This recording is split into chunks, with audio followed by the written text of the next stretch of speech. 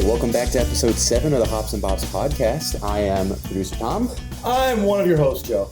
Why am I always last? That is true.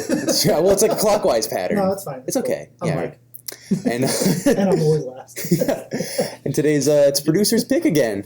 Again? Wow. Again, it's It Yeah. seems like you just had a pick. it's just coming around the, Coming around the mountain. so for the album I did 𝘾𝙪𝙧𝙧𝙧 by Tame Impala, and the beer I chose today is Epicure Brewery's Good Ole Tom. Good old Tom. I literally only picked it because it has my name in it. There it is. But I had it before. It's really good. So Self-centered. Enjoy. it's only good because it has my name in it. So thank you. I'm actually sponsored. This is another New England IPA. Yes, it is. Basic batches here. You're a basic batch. Let's work on my head this time. Choice of words, Well, please. look, because God, it's a good thing we don't have video to go with a this. few episodes ago, when I was... You? See, what the hell happened? Oh, yeah, that's at least an very inch heady. of head. You will never be Very a heady. bartender. No. That's why I'm doing a podcast. Very, Just very judge citrus things behind smell. the microphone. It does, yes. Yeah. Mhm. Good scent. Oh, yeah. Very good. Mhm. What glass? What glass are we drinking out of? Oh, I that's have right. A Funny Bone Comedy Club Ooh. because this beer, the Are they name of still it, around? I don't know. I'm from out of town, so they're in like Hartford, Manchester, greater area. But the name of the beer, Good Ole Tom, reminds me of the old pawn shop commercial. Yes. Yes. I don't know where they're out of. What was it called? The pawn shop? Somewhere in Good Hartford. old Tom's. Was it? Good I'm Ole pretty Tom? sure it was, yeah. Good old Okay. Tom's. So the name brought me back to like college memories, and then we used to go to the Funny Bone Comedy Club a lot in college. So I It's true. figured pair that glass with the beer. Nice. Yeah. I went with Spider-Man. Yeah, I went with Pretty simple. I went with Teenage Mutant Ninja Turtles. Nice. There you go. Yep. So Good color. it is. Very Yeah, nice color. it's like almost like blondish. So what I do like though right now is that so the podcast drops, at midnight, right? Yeah. Normally. Yeah. But we're recording a different day, Yep. which is fine. Yep. And usually it's the afternoon. Yes. And Early cheers, evening. gentlemen. We are drinking in the morning. Yes. 11:48, boys. Cheers. Even before noon. Yeah, I think the beer is very smooth. It's got Citra hops, Mandarina Bavaria, and El Dorado hops. Mhm. Oh, El Dorado. Mm-hmm. Yeah, That's Very fancy. it's the road to El Dorado. Yeah. Citra El Dorado I've seen in a lot of New England IPAs. Those seem common. Yeah. I haven't heard of the Mandarina. Yeah, the Bavarian. Mandalorian hops. Yeah, Mandalorian hops. Yeah. I haven't heard of those. Some Baby Yoda shit right there. Yeah, right. No, this is good. yeah. No, it's Epicure, yes, they're out of Norwich. Norwich. Yep. So Relatively local. yeah, Another good Connecticut area brewery. I really enjoyed it. It's very Yeah. smooth. Yeah, it's got a good, Yeah. right away you taste that citrus.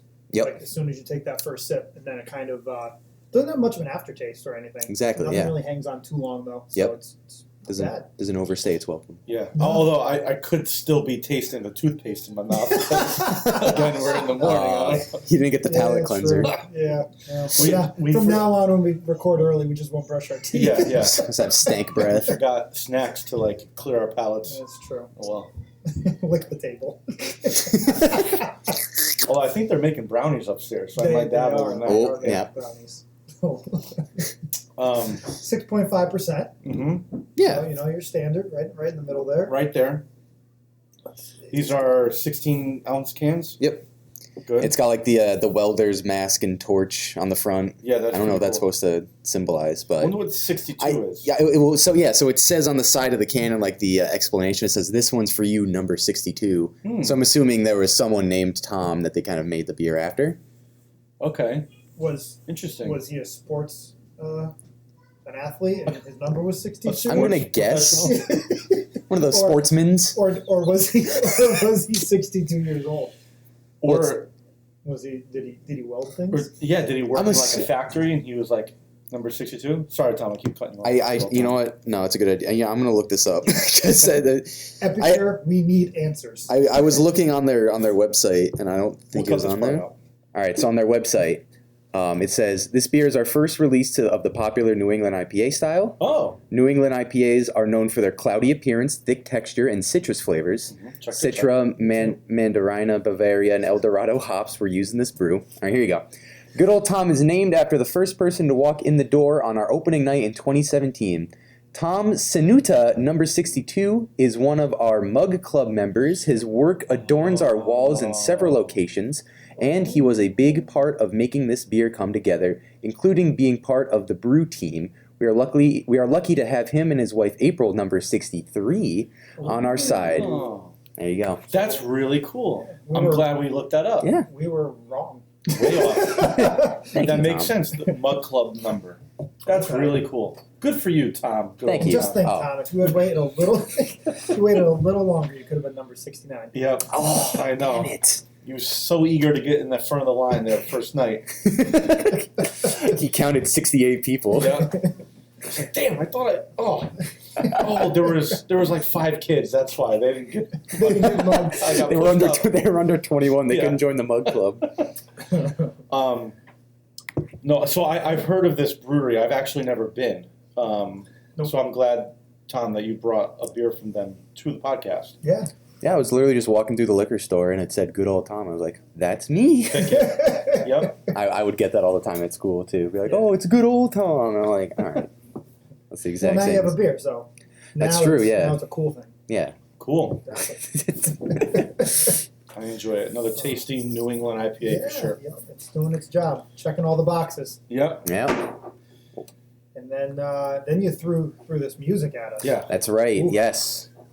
I want, so yeah, like I've mentioned before, I want to kind of have producers pick me more of like a mix up and like something you don't really know as well. Absolutely. And so here you go. It's Ecicurrents by Tame Impala. So What do you guys think? So my first question, I researched Tame Impala. Yes. I have heard of Tame Impala, but I've researched Tame Impala. It's a person, it's a man, but the name of his project is Tame Impala, which includes other artists. So I don't know whether to refer to it as them or him. Oh, I don't want to be. You can do both. I don't want to get made fun of. So when it started on, I believe his first album was Lonerism. Mm-hmm. So he had, a live band. He would have a guitarist and a drummer and a bunch of other stuff. Yeah. Mm-hmm.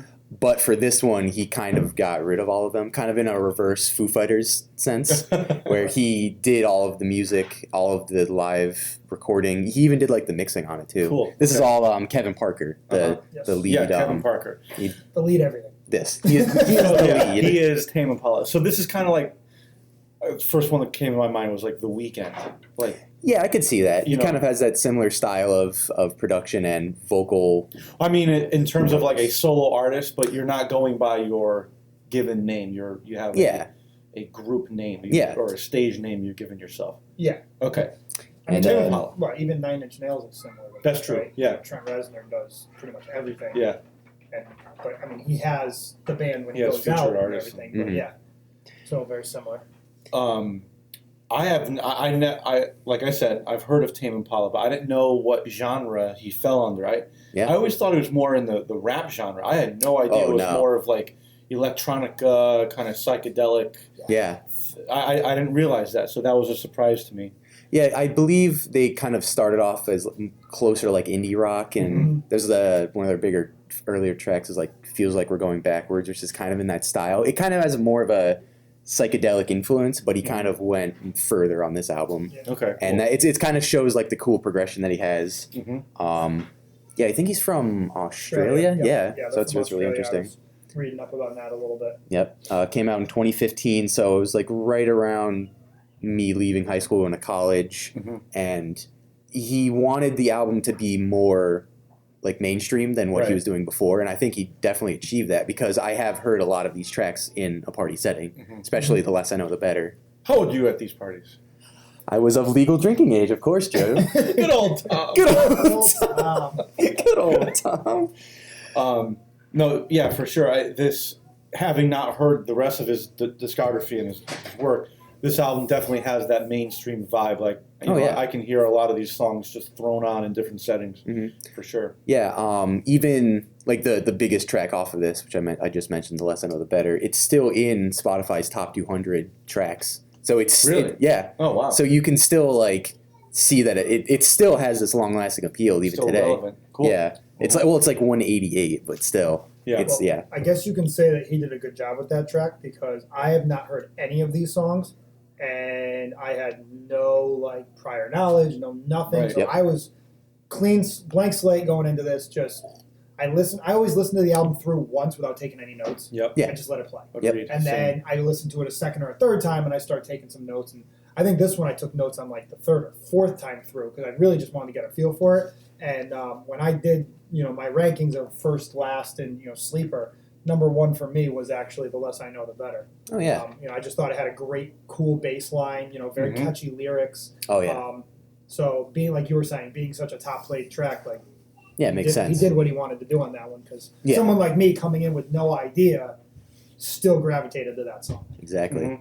And I think that kind of leads it more into like that dance centric theme because when you have such a track that's bass driven like that, it tends to be very danceable, which kind of lends it more towards being more mainstream. Another thing that I love with this album is that I didn't realize how thematic it was because the whole storyline is that he falls in love with this girl, and that's kind of like the beginning of it. It's like, oh, let it happen. That's like the beginning. It's kind of like he's starting to fall in love, and then the moment is like, oh shit, I'm in love. Yep. And then he kind of starts to change himself a bit to kind of be the person that this girl wants. And then the big kind of transition moment in the track list is The Less I Know, the Better, because you have gossip right before it where he kind of finds out that the girl is being with someone else. Gotcha. And so he found out early that she nags because that's the second track. So there's your red flag, buddy. That's fair enough. Yeah, on that track, he's like, she was holding hands with Trevor, which is like the third line in the song. Yeah, but that's like the other like kind of competitor that he has with this girl. And so that's like the second half of the album is him like being depressed and like still being kind of friends, but being the friend zone. Oh, that's really cool. Oof. And so, yeah, I never realized how kind of thematic and well put together the rest of the album was. And Concept album. yeah, and I'll give it, some backlash in that there's some tracks on the B-sides that I'm not a huge fan of, but they're kind of necessary in the progression of the album to go forward. So, As someone who doesn't listen to this genre regularly, I can see how this album would be kind of redundant to some people. I mean, every song has that same style. It's a very consistent album. I could see that. On the flip side from, say, like the Yellow Wolf album, we talked about how every track was kind of different. But this album, I mean, you can definitely tell who it is, what album you're listening to for sure. He really did. He hit that psychedelic feel in every song. That they're kind of that spacey, airy kind of Electronica. The electronic. And one of the notes I took was that it was almost for me like something I threw on in the background. Yes. And I could find that I was like doing something and listening, but it allowed me to like just kind of zone and focus on what I was doing. And it was kind of like a good almost background track. You kind of get lost in it, when you're sitting there. So trippy. There were a couple tracks where like I was listening to it and I'd start to do something. I actually had to go back and re-listen to it because I finally zoned out that I didn't even like. It was almost like I didn't hear the song. When I was listening to it. It was weird. So it was a very different experience trying to kind of pull together, some notes for the album and listening to the tracks. And there were some tracks that it was hard for me to really differentiate from. Like I was like, okay, this sounds very similar, like you were saying, to the last track I just listened to. And even in my notes, like a couple of them, I was like, all right, these three went together because it literally sounded like a 9-minute song. Like it went from one to the other to the other. And then something different popped up. Yeah. Yeah, and you even had that on the first track, Let It Happen. It's like an 8-minute or like 9-minute track that kind of has these different legs to it, but all sound pretty similar. And that was like the first track that I ever heard from them. That kind of like introduced me to Tame Impala. And I think it's one of their most iconic singles because you have like the really driving percussion that keeps it going. You have that weird skipping moment halfway through the track that I thought, when I first heard it, I thought my phone was like glitching out. The part that just like repeats itself. Yep. I thought that was pretty interesting, but it turned out to be a really cool concept and it was executed pretty well for me. And it kind of like builds up into these cool like phaser effects that just kind of swell and then hit you with the chorus a second time. And I think the last part of that track where they have like the guitars come in is in like a few car commercials, which is really sad. Okay. Because I really like that track, and any song that's in a car commercial for me is not a good song now. Yeah. But I thought that was pretty interesting, and a really cool opener to the album. Yeah, it was. I had said it was a little repetitive. Yeah, I which guess you had there. mentioned. Yeah. And I said the only real thing about it that I was kind of was that there wasn't a lot of variation or like inflection in the vocals. The vocals were just very boom, kind of just there.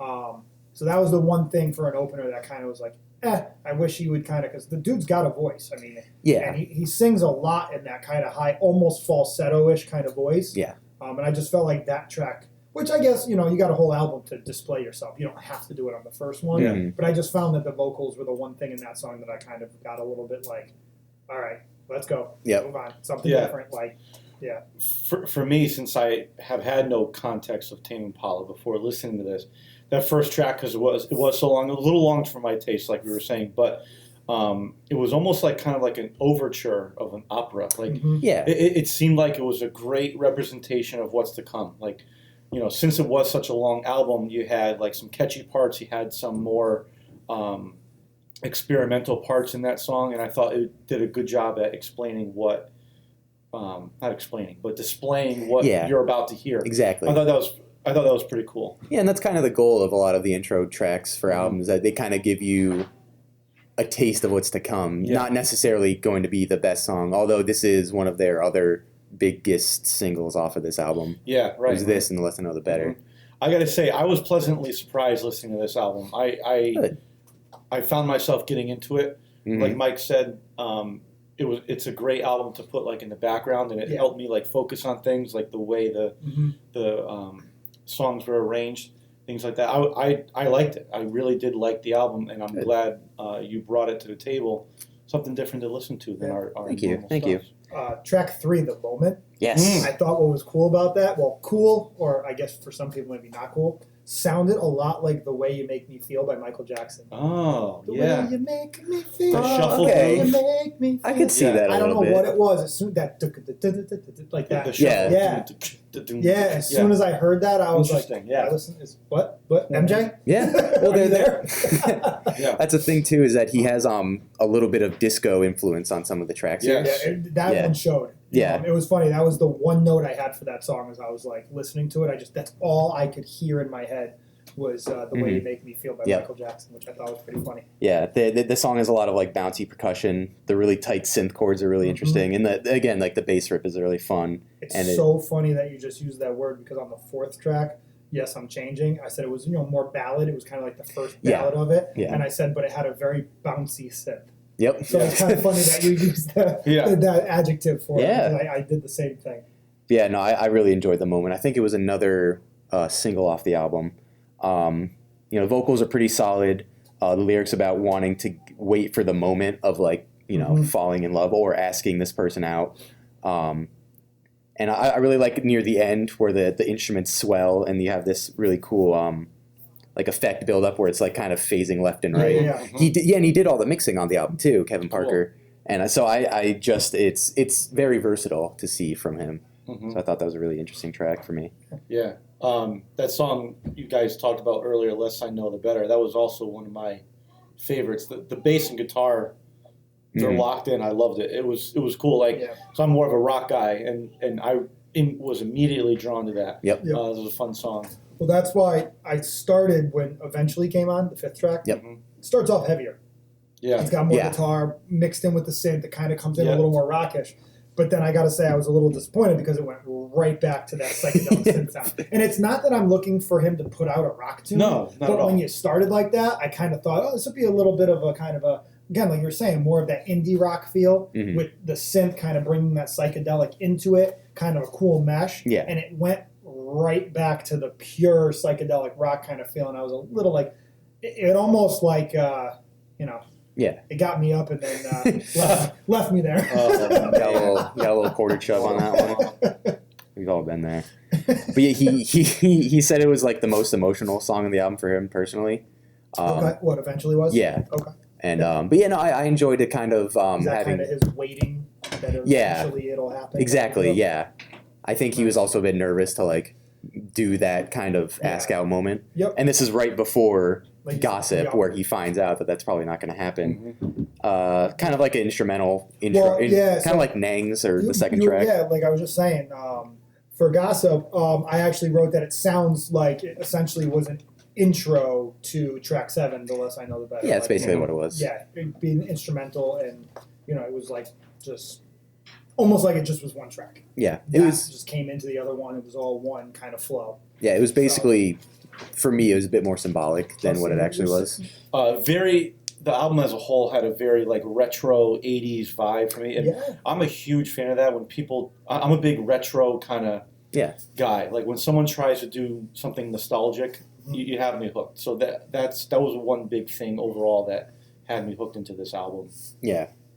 And then, so, yeah, on that big transitional moment of The Less I Know, the Better, it kind of goes into the second part where he kind of realizes this isn't going to happen, and that starts off with Past Life, which not really, especially right after one of, like, the more iconic songs, not a good transitional moment for me. No. And I really didn't like the pitch-down vocals. Nope. I actually wrote weird vocals. Yep. I was not a fan. This was actually my least favorite song on the entire album. Same. But what I thought was really funny was, you guys ever watched the movie Dinner for Schmucks? Yes. So that guy Kiernan, Uh-huh. that is the only person I could think of for the vocals the entire time.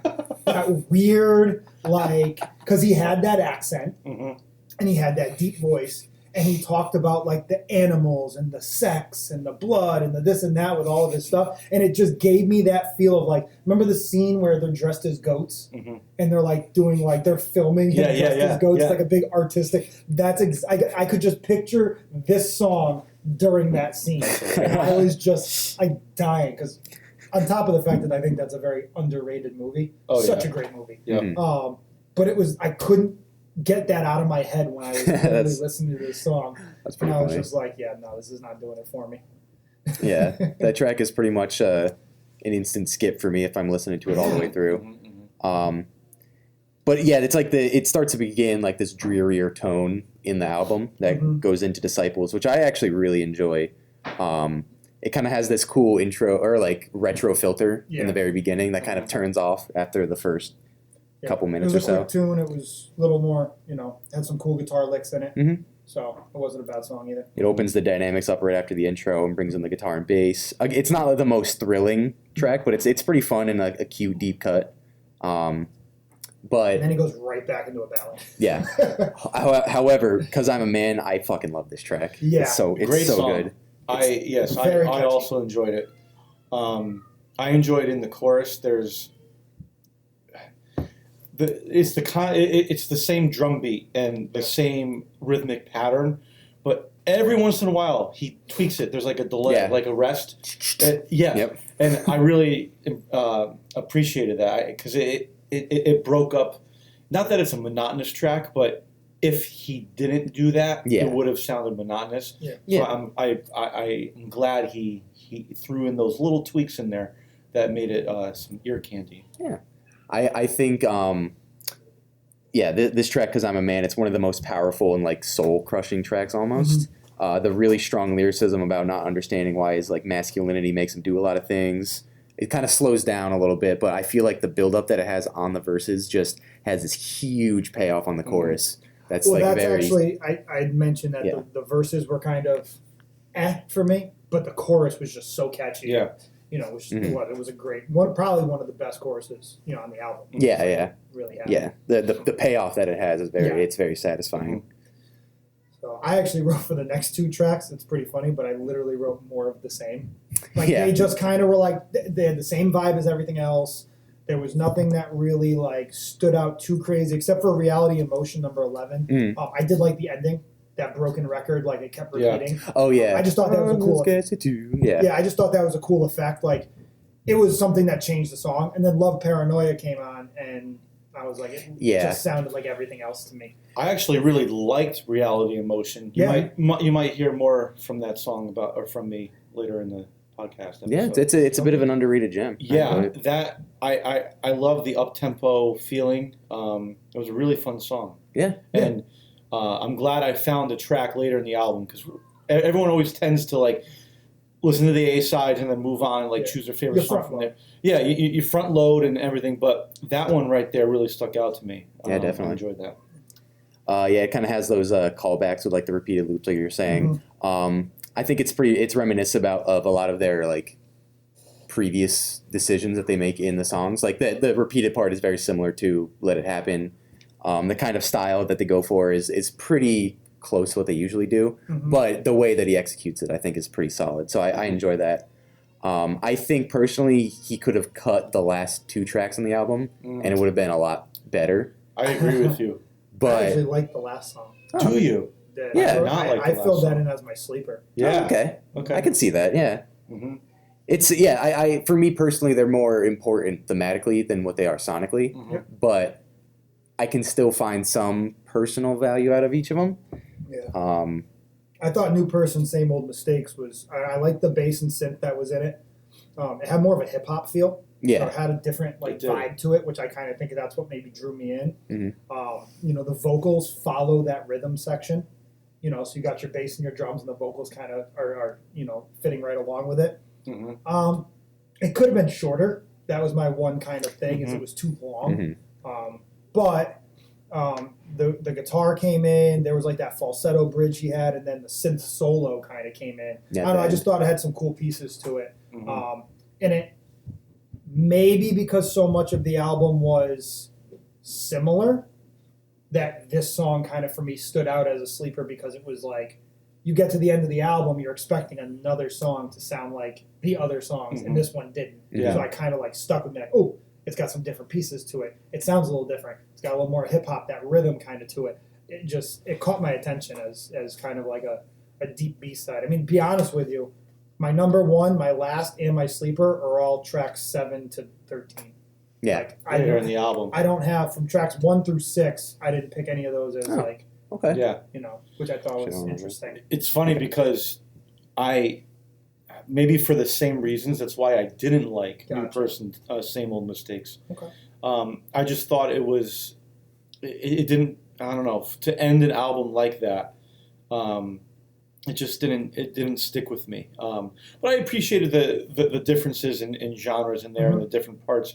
But when I'm finishing an album, like I don't know. For me, like I don't want to be introduced into something new. Like I got you. I want to feel that wrap up feeling. Because then, but it is what it is. Who the fuck knows? Who the fuck knows? We're just here sitting talking about music and beer. Drinking beer. Yeah, I kind of wish the track was a bit more of a grand finale than it was. Yes. I can see where both of you are coming from in terms of it wasn't really the big send off,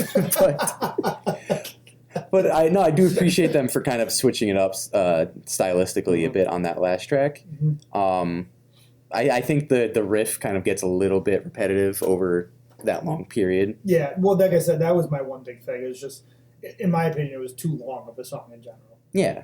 But yeah. But I mean, overall, I think the entire album is a really fun, like synth-driven funk and disco album that almost has like 2 sides to it to me. The first half where he's starting to like fall in love with this girl, and the second half where he's just kind of going through the rounds of not being able to have it. As someone who doesn't listen to lyrics, I appreciate that you said that, because now I have a whole different perspective on the album. If you listen to it all the way through again, you can kind of feel that, especially in the sound of it. Not even just the lyrics. And I do listen to lyrics with some stuff, but I think I was so focused on the music for this album because it was so new to me. This style that I missed that myself. So I'm glad you brought it up, because now when I go back at some point and listen to it again, that's what I'll be paying attention Agreed. to. Like, it'll just be a whole nother totally agreed vibe. Yes. And especially with like a genre or like a type of music you haven't listened to, well, not necessarily haven't listened to, but aren't really familiar with. I can see how they would kind of blend together a lot, like how you said you listened to it in the background a bit more. But like I said, the thematic elements are really cool, and even the album and album cover kind of play into that, where it's like the currents of life, or like, oh, you are going through something, you just kind of follow this little current, and that kind of is shown on the album cover too, where it's like those straight lines with the like the bullet being like that transition, and then his whole life getting all like squiggly after that. I love the album cover. Yeah, it's super cool. I can see that. I mean, no one buys fucking albums in the store anymore, but I can see that album cover like sitting on the rack with a bunch of others and immediately sticking out. I'm sure it looks cool on a vinyl. Yes, bigger. I really want to get this on vinyl. It was real trippy. Do they have it on vinyl? Oh yeah. Oh nice. Yeah, it's pretty expensive though. I'm sure. Yeah. But it was a pretty trippy image, and it reminds me of those. If you ever go into like Spencer's or any stores like that, the ones that you can kind of see it move, like it's like that. Like illusion, like that. That's that reminded me of. So I looked it up, and it's called vortex shredding. Yes, vortex shredding. Yes, that is like the style that it kind of goes for. Like the lines get all crazy. But again, it's Good old Tom. Good old Tom. It's very interesting to see the popularity of the album too. Like especially in an era where I would say rap and hip hop are kind of the most prevalent. Right. This album gets so much playtime, especially in like a party setting. It's weird to see all of these hip hop artists kind of endorsing them, because they have a lot of remixes on popular rappers. So I know they have a remix of a Miguel song and like a bunch of other stuff. Yeah, I know. I'm glad you brought this up, because I wanted you to tell me like where does this album kind of appear more? Like, I would say a bit more with like it's slightly on the younger generation. They really enjoy it a lot. Yeah. And they actually this came out in 2015. Their last album just came out in 2020. So they made people wait 5 years for this. Yeah. So for listeners, this was like one of the albums they kind of had to sit on for a while. Yeah. Okay. Until their next album, The Slow Rush, came out, which was a little disappointing, but whatever. Tame. Was it pretty tame? It was. I tried. Well done. Was it another album he did solo, or? I don't remember. I don't think so. I think there is a bit more live instrumentation, but don't take my word for it. I got you. So I think the album art and the title tie-in with all the lyrical themes, it adds so much more, and it makes the experience so much more potent for me. Mm-hmm. And that's really cool. There are some duds in the track list, but I think overall this is one of like the most iconic albums of the last decade for me personally. I feel like we live in a time where a lot of artists in this kind of genre and era aren't focused so much on the album. Yeah. Where they're putting tracks out like that was my next few times a year and everything. Yeah. So for them to choose 5 years or decide 5 years, anything out? Right. Yeah, so he's also a bit more on the producing side, which is so he has a lot of remixes of other songs. Gotcha. So that's what kind of kept him afloat for those 5 years. But I agree. Yeah, I feel like a lot of people now have shorter attention spans. Yeah, and so the fact that you can do that. The fact that you can do that now, especially in like the digital age, is pretty incredible. So just so everyone knows, Joe just finished his beer, so I'm glad he caught up. Oh damn! Second place, always a bridesmaid, never the bride. So I want to know how'd you get into Tame Impala? Well, he told you at a legal party. At a legal party, that's right. Over 21 and not drinking illegally. Right, that is true. But if I was of legal age at a we're just too party, old, that's why. We're just too old. But let's find the equivalent. I mean, we're not that much older than Tom. Yeah, we are older. I mean, I got to use my walker just to go get a beer. I know that is freaking and cracking. It's WD-40 on his knees. He gets his grandson to come with him. No, but if your first experience of Tame Impala was at a party, if I'm at a party, I'm not listening at all. I'm just vibing. I'm having a good time.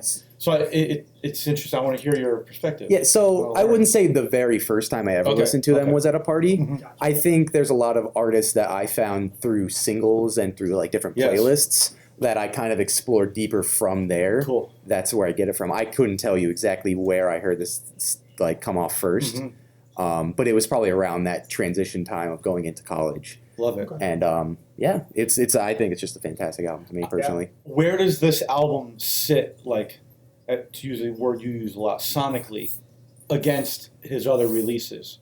I think in terms of a full album listen, this is definitely his best. Cool. Nice. Okay.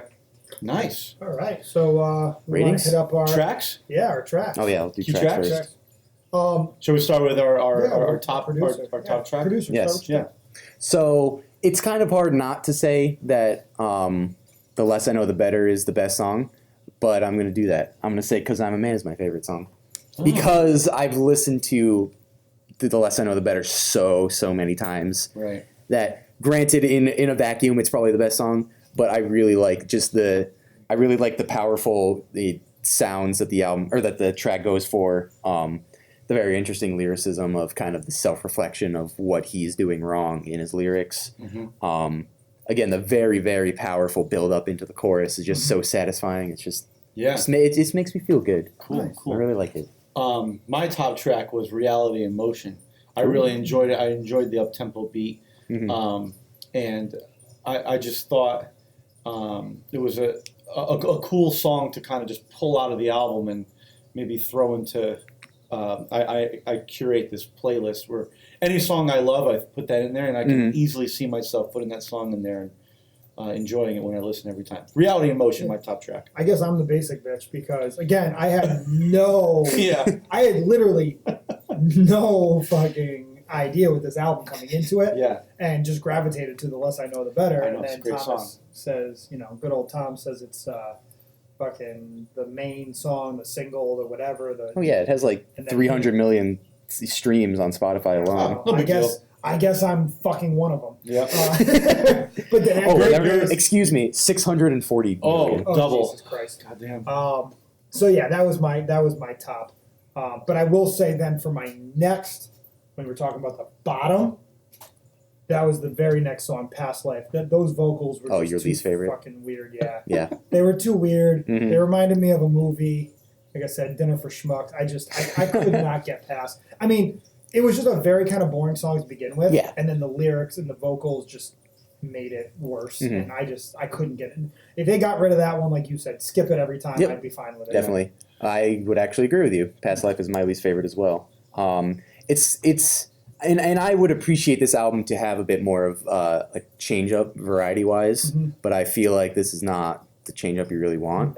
No. The pitch-down vocals aren't even... He's just kind of like doing spoken word, basically. It's just a coffee house, fucking listening to someone do their open mic poetry. Ooh. But, I mean, I appreciate the risk he went for on it, but I just don't think it panned out for me. Yeah, I got you. All right.